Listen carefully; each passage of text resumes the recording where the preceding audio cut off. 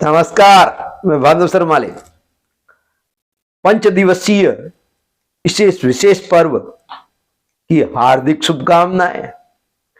यह special episode आपके लिए लेकर के आया हूं। महालक्ष्मी की जबरदस्त आप पर कृपा हो, स्वास्थ्य आपका बड़ा अच्छा रहे, पूरे परिवार का।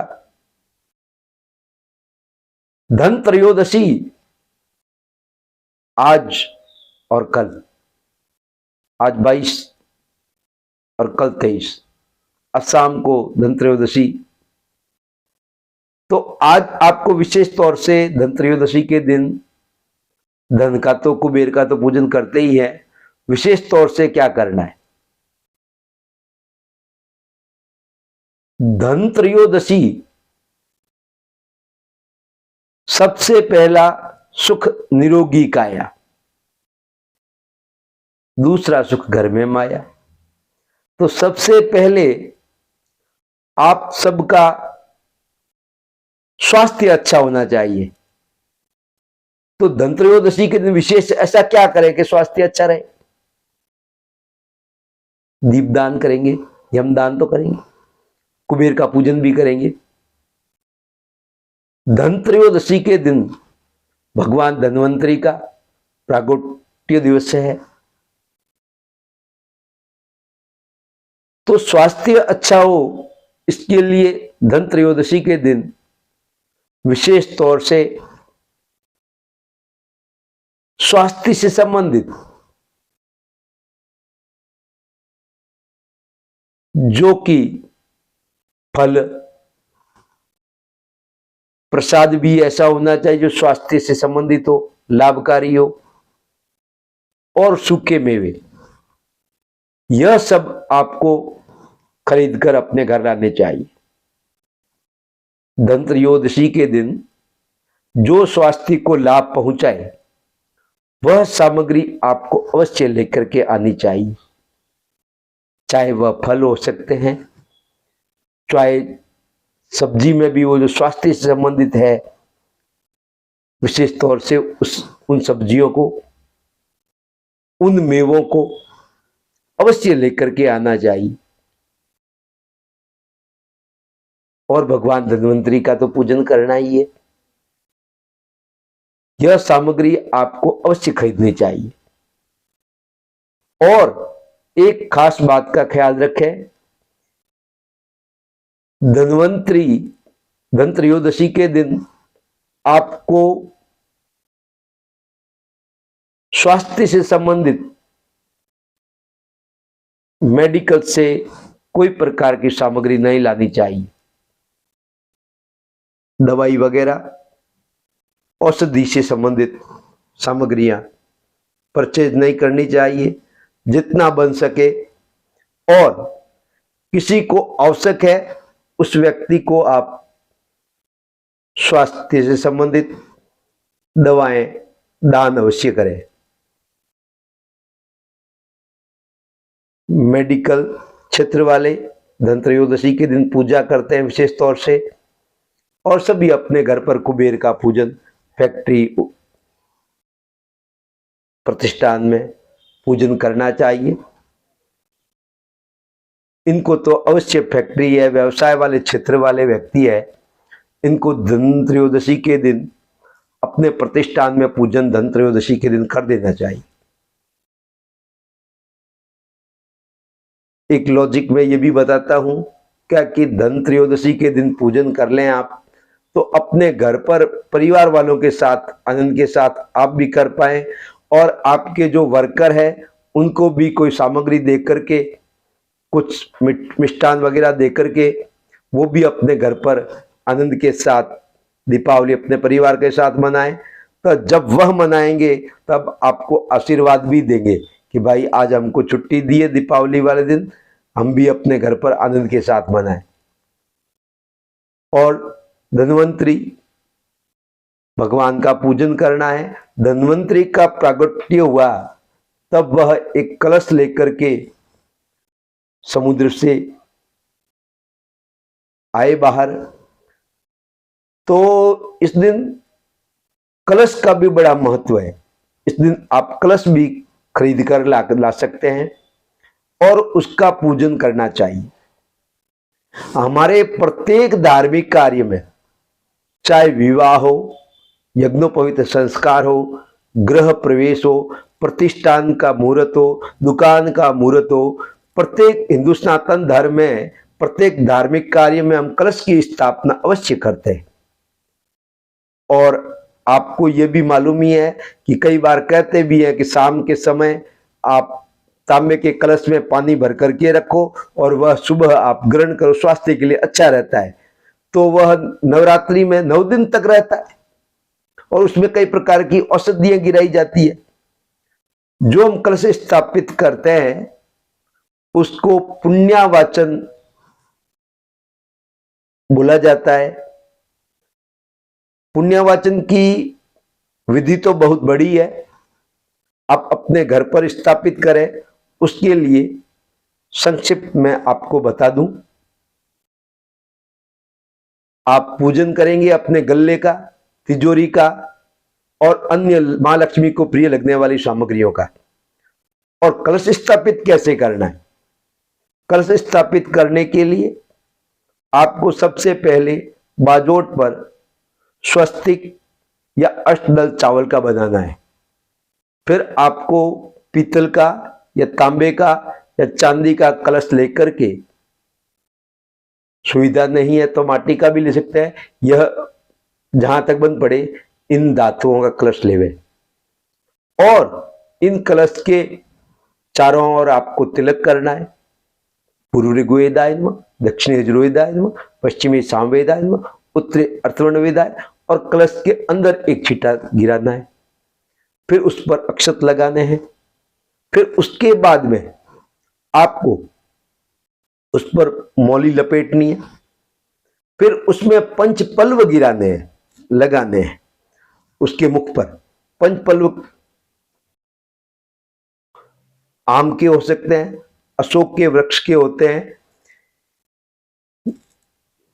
चाहे पीपल के हो सकते हैं, बड़ के हो सकते हैं, या फिर जो हम खाने वाले पान लेते हैं उस पान को भी आप ले सकते हैं।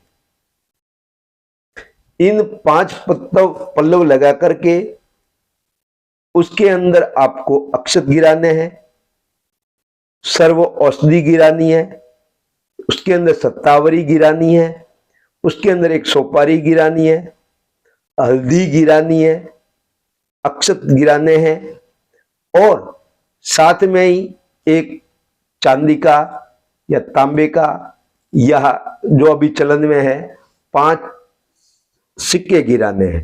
5-5 रुपए के हो सकते हैं कि 1 रुपए के हो सकते हैं, इस बात का ख्याल रखें।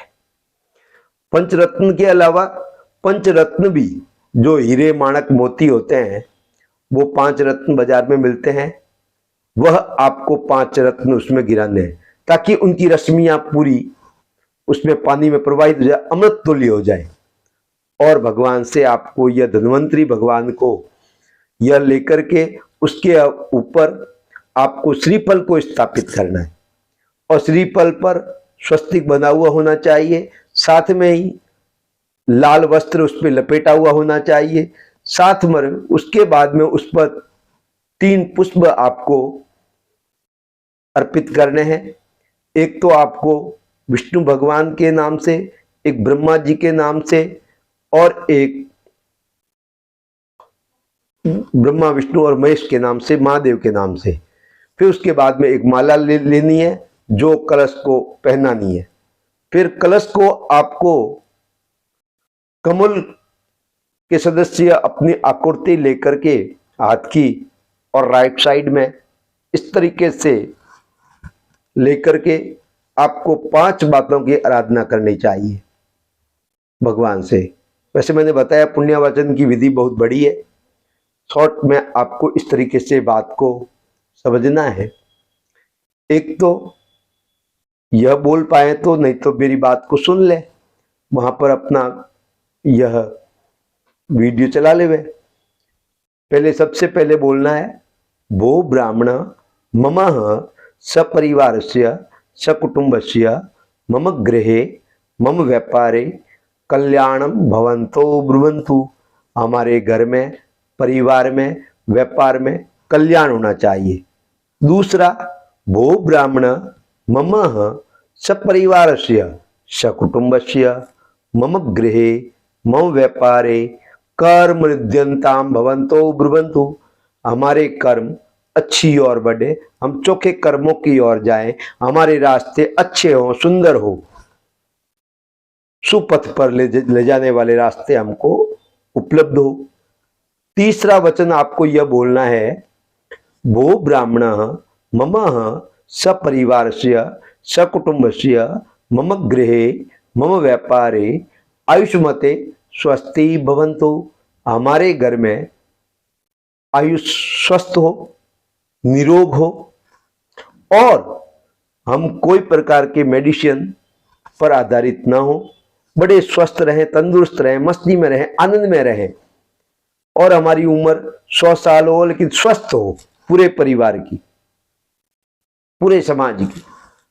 फिर उसके बाद में आपको चौथा वचन यह बोलना है, भो ब्राह्मण मम सपरिवारस्य सकुटुम्बस्य मम गृहे मम व्यापारे पुण्याहम भवन्तो ब्रुवन्तु। हमारे घर में पुण्य होना चाहिए। पुण्य कैसे बनता है? पुण्य या तो अपने घर में बहन या बुआ है उसको प्रसन्न रखना चाहिए। अगर वो हमारे घर पर आए तो उसको आनंद के साथ विदा हो कि मैं भाई के वहां गई थी, मैं पिता के वहां गई थी, या अपने पीहर जो भी परिवार के हैं तो वो यह प्रसन्नता हो कि मेरे को वहां गई थी, मेरे को जो भी मिला वो अच्छा मिला, प्रेम पूर्वक आनंद के साथ रखा, सम्मान के साथ रखा। या फिर ब्राह्मण वगैरह होते हैं, साधु संत होते हैं, उनका सम्मान होना चाहिए, पुण्य उससे बनता है। या कोई आपके पास कोई लेने के लिए कुछ आए, भिखारी वगैरह, कुछ भी भिक्षुक वगैरह हो सकता है, तो उनको प्रसन्नता के साथ कुछ भी दे देना चाहिए।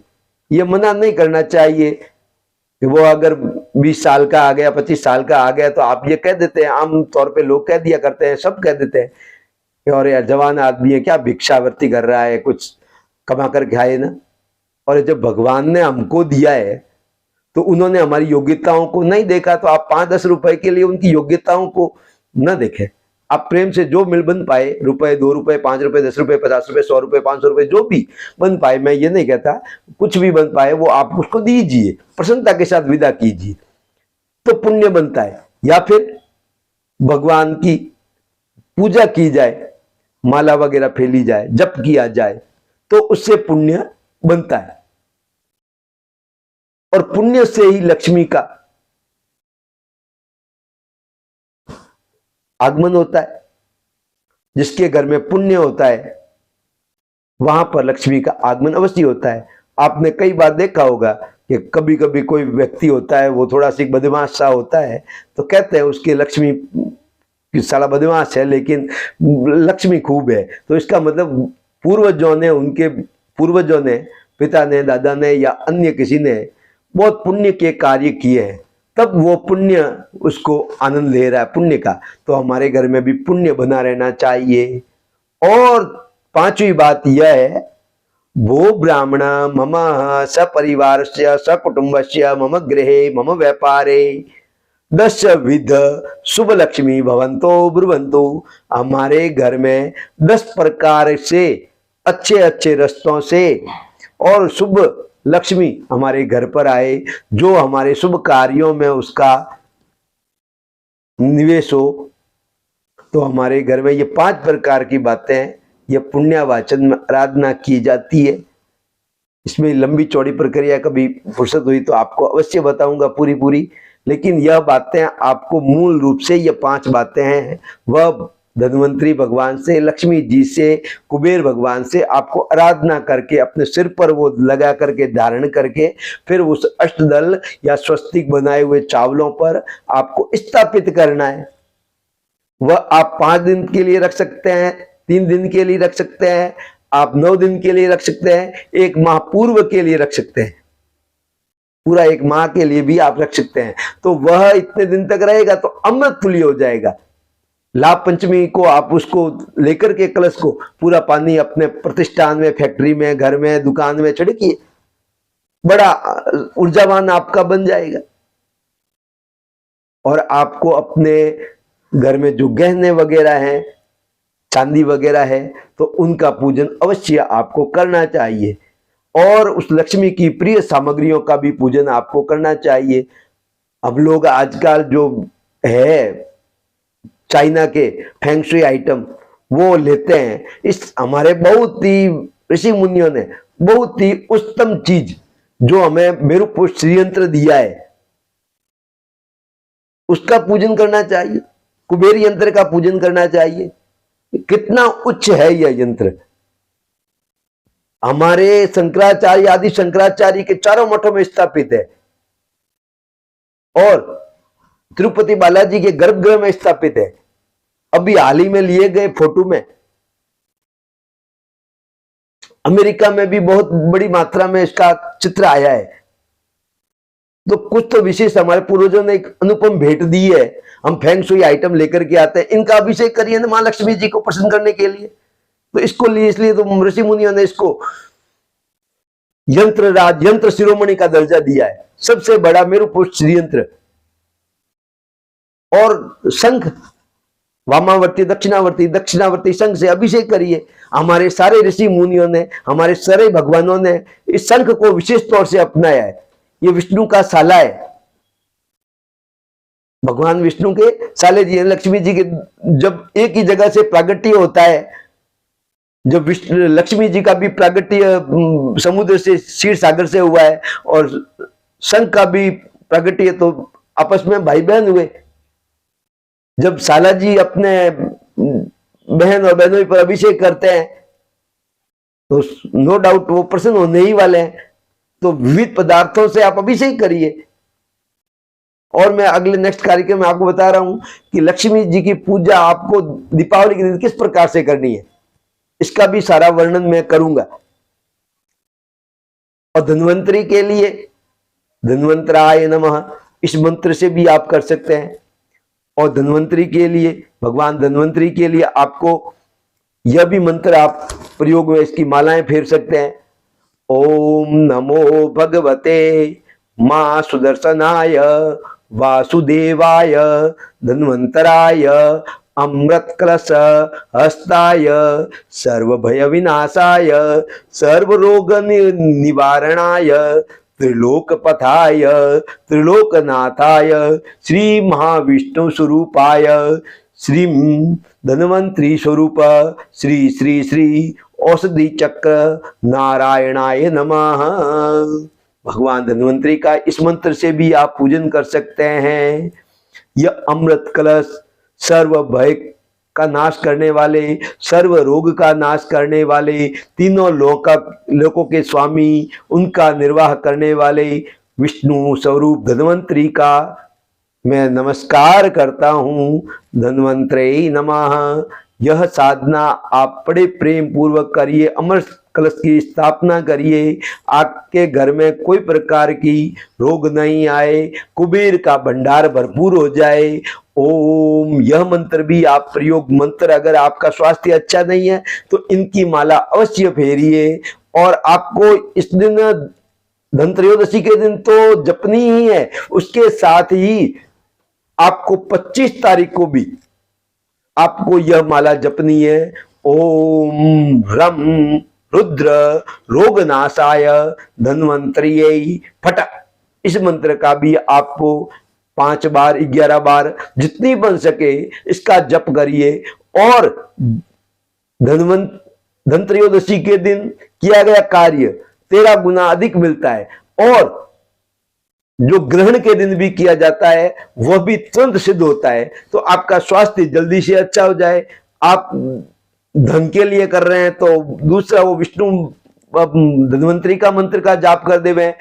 इसका गायत्री मंत्र भी है, ओम वासुदेवाय विद्महे वेदराजाय धीमहि तन्नो धन्वंतरी प्रचोदयात्। तत्पुरुषा विद्महे अमृत कलशहस्ताय धीमहि तन्नो धन्वंतरि प्रचोदयात्। इस मंत्र का भी आप जाप कर सकते हैं। धन्वंतरि के जो भी आपको इजी लगे, आसान हो, यह मंत्र का आप जाप करिए। मैं आशा करता हूं आपका स्वास्थ्य अच्छा हो, आपके पास धन का कुबेर का भंडार हो, आप आनंद के साथ यह साल जो आ रहा है, नया साल, वह आपके लिए सब इतने सालों से बहुत ही श्रेष्ठ निकले। इसी आशा के साथ नमस्कार, आशीर्वाद, प्रसन्न रहें, स्वस्थ रहें, मस्त रहें।